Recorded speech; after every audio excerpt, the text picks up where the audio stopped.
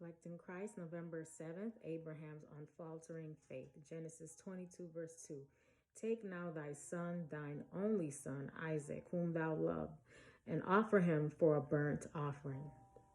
The Lord saw fit to test the faith of Abraham by a most fearful trial.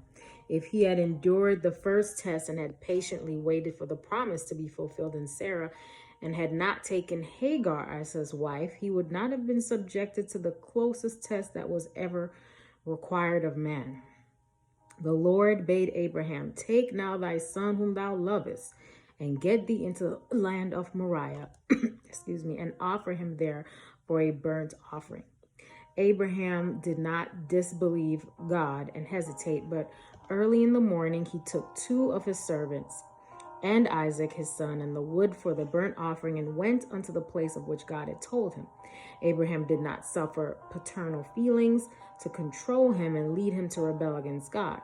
The command of God was calculated to stir the depths of his soul. Take now thy son, then as thou to probe the heart a little deeper, he added, thine only son, who thou love, that is the only son of promise, and offer him. 3 days this father traveled with his son, having sufficient time to reason and doubt God if he was disposed to doubt, but he did not distrust God. Abraham believed that Isaac was the son of the promise. He also believed that God meant just what he said when he bade him to go offer him as a burnt offering.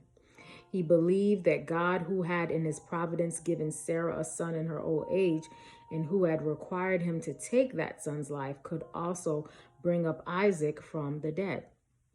Abraham left the servants by the way and proposed to go alone with his son to worship some distance from them, firmly walked on that stern, loving, suffering father by the side of his son. As they came to the place which God had pointed out to Abraham, he built there an altar and laid the wood in order, ready for the sacrifice, and then informed Isaac of the command of God to offer him as a burnt offering.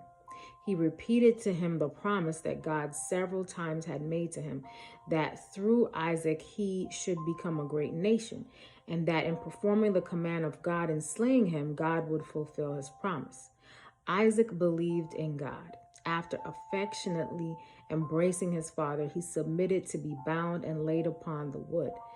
And as his father's hand was raised to slay his son, an angel of God, who had marked all the faithfulness of Abraham, called to him out of heaven and said, Abraham, lay not thine hand upon the lad, for now I know that thou fearest God, seeing thou hast not withheld thy son, thine only son, from me.